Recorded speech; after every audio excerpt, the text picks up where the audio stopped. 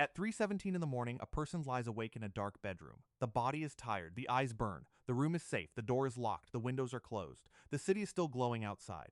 But somehow, the mind will not let go. A small sound comes from the hallway. Maybe it is the pipes, maybe it is the refrigerator, maybe it is nothing, but the brain listens anyway. The ceiling becomes unfamiliar. The corners of the room feel darker than they should. A jacket on a chair almost looks like a person. And then the thought appears. Why am I still awake? This is one of the strangest things humans do. Every night the body asks for sleep, but the brain hesitates. It checks the phone, it replays conversations. It remembers embarrassing things from years ago. It imagines problems that do not exist yet. And this is where sleep stops feeling simple, because sleep is not just rest. Sleep is surrender. For several hours, a human becomes blind, silent, motionless, and unaware. A creature built to survive must repeatedly disappear from the world. And the strange part is this. The same brain that needs sleep also evolved to fear losing control. Most people think insomnia begins with stress, but sometimes it begins with darkness, because darkness removes information. In daylight, the brain can see the room. It can read faces. It can understand distance, it can tell what is harmless, but at night, certainty collapses. A shadow becomes a possible figure. A sound becomes a possible movement. Silence becomes suspicious. This is why a child can walk through the same hallway every day, then run through it after turning the lights off. Nothing changed, except the information disappeared. And the human brain hates missing information. It would rather imagine danger than miss it. That sounds irrational now. But for most of human history, being slightly too afraid was safer than being slightly too calm. The person who mistook wind for an animal wasted a few seconds. The person who mistook an animal for wind might not survive. So the brain learned a brutal rule. When you are unsure, assume something is there. And that rule still lives inside modern bedrooms. Inside quiet apartments. Inside people staring at the ceiling at 2 a.m., wondering why their thoughts feel darker at night. The room is not more dangerous, but the brain is receiving less proof that it is safe. And that changes everything. This is also why humans rarely want to sleep in total emptiness. People fall asleep with fans running, with rain sounds, with podcasts, with old shows playing softly in the background. Not always because they love the noise, sometimes because silence feels too exposed. A voice in the room makes the room feel occupied. A fan gives the darkness a texture. Rain on the window makes isolation feel softer. Even modern sleep is full of small rituals that look irrational from the outside. A child needs a nightlight. An adult needs a blanket pulled to the chin. Someone checks the door twice. Someone cannot sleep unless the dog is nearby. But beneath these habits is something older. The sleeping body wants evidence that it is not alone. Because for ancient humans, sleep was never private. It was social. Bodies slept near bodies. Breathing happened beside breathing. Someone woke first. Someone heard movement. Someone kept the edge of awareness open while others disappeared into sleep. And over time, the nervous system learned something simple. Unconsciousness feels safer when another living thing is close. That is why a dog sleeping beside the bed can change the emotional temperature of an entire room. The animal does not explain anything. It just breathes. And somehow that is enough. Because the deepest part of the human brain may not be asking, am I tired? It may be asking, is it safe to stop watching?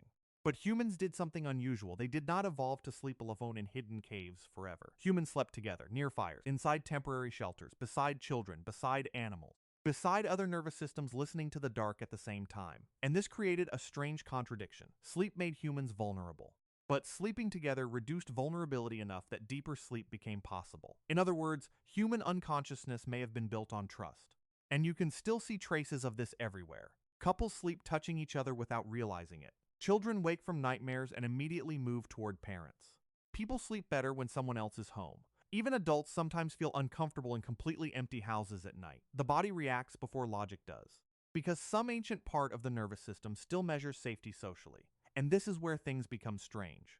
Scientists discovered something called the first night effect. When humans sleep in a completely unfamiliar place, part of the brain may remain more alert during the first night. Almost like half the mind refuses to fully surrender. A hotel room can trigger it. A new apartment, an unfamiliar house. The body lies down. But the nervous system quietly says, not yet. And suddenly, modern behavior starts looking very different. Maybe humans are not naturally designed to sleep deeply everywhere. Maybe the brain was built to sleep carefully. Because for most of human history, unconsciousness in the wrong place could be fatal.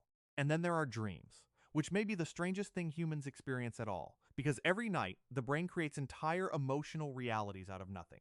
A person can wake up crying because of someone who never existed. The body can panic over imaginary danger, miss imaginary people, feel grief from imaginary loss. And during the dream, it all feels real. That is the unsettling part. The brain can fully simulate emotional reality while disconnected from the outside world. A sleeping person can experience fear powerful enough to trigger a racing heartbeat. Inside a locked bedroom, inside physical safety, without anything actually happening. And the problem is, the dreaming brain does not care whether the threat is real. It only cares whether the emotion feels real. This may explain why dreams become more intense during stressful periods of life. Breakups, loneliness, major transitions, uncertainty. As external stability collapses, the sleeping brain often becomes louder, more emotional, more surreal, more unpredictable. Almost like the nervous system is trying to process unfinished tension after consciousness shuts down. And over time, humans became deeply emotionally attached to these invisible experiences. People search for meaning in dreams, fear recurring dreams, revisit dreams years later. Some dreams remain emotionally alive longer than actual memories, which is bizarre. Because from the outside, dreams are nothing, just electrical activity inside darkness. But to the human nervous system, they can feel emotionally real enough to change waking life. And this is where the entire mystery of sleep begins expanding into something larger. Because humans are not simply creatures that sleep. Humans are creatures that emotionally disappear for several hours every night and somehow trust themselves to come back. That trust is fragile, more fragile than most people realize. Because modern life may be pushing directly against the way humans sleep originally evolved. For almost all of human history, night arrived slowly. The world dimmed gradually. Firelight flickered softly. Conversations became quieter. Darkness spread across landscapes one piece at a time. The nervous system had transition time. But modern humans do something completely different. A person can stare at bright blue light until 1:40 in the morning, watch emotionally stimulating videos, read stressful messages, switch between 20 pieces of information in 10 minutes, then suddenly expect the brain to surrender into unconsciousness. And the brain struggles with that transition, because biologically, sleep is not a light switch, it is a descent. But cities do not descend, cities continue.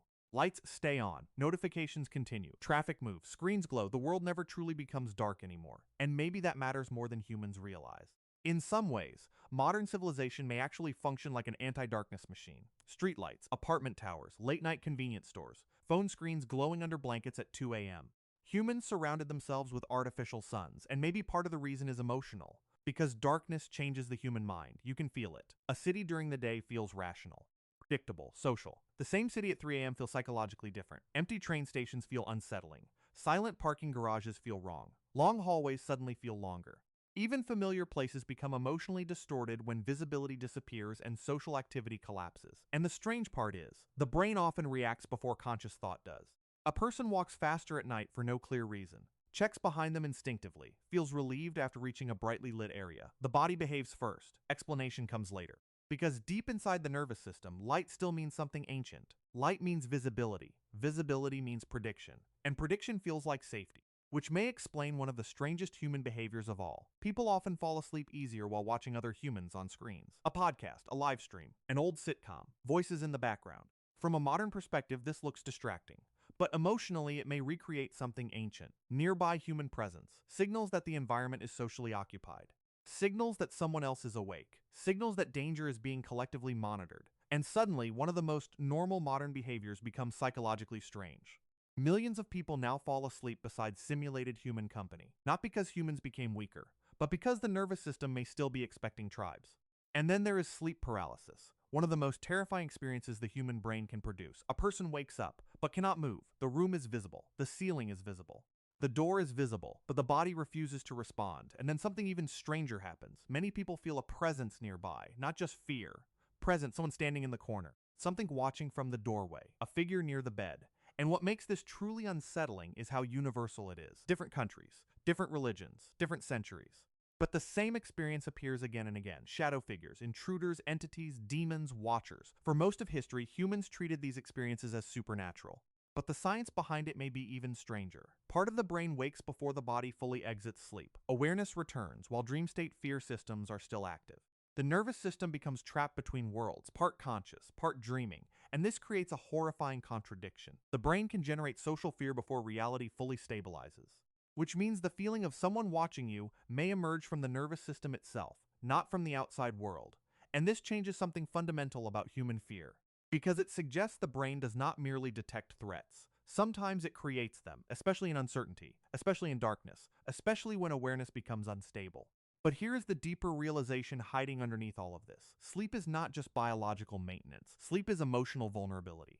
Maybe one of the purest forms of vulnerability humans experience. Because when a person sleeps beside someone else, they temporarily stop monitoring the world. They trust another environment enough to disappear inside it. And humans seem deeply aware of this emotionally. That is why sleeping beside someone can feel intimate in a way conversation cannot. A sleeping person is defenseless, unaware, unfiltered, unprotected, and yet humans often feel overwhelming tenderness while watching someone sleep. A child asleep in the back seat of a car. A partner asleep on the couch during rain. A dog curled beside a bed. The nervous system softens around sleeping bodies because sleep signals trust. A sleeping creature is essentially saying, I believe danger is distant enough for me to let go. And maybe that is why safe sleep feels so emotional. Not because humans love unconsciousness, but because deep sleep only happens when the body finally believes vigilance is no longer necessary. Which means every peaceful bedroom contains something ancient, not just rest, but a nervous system slowly deciding for a few hours to stop defending itself. Tonight, millions of humans will repeat the same ritual. They will lock doors, turn off lights, pull blankets over their bodies, check phones one last time. And eventually, they will surrender consciousness. Not because the brain fully trusts the dark, but because exhaustion eventually becomes stronger than fear.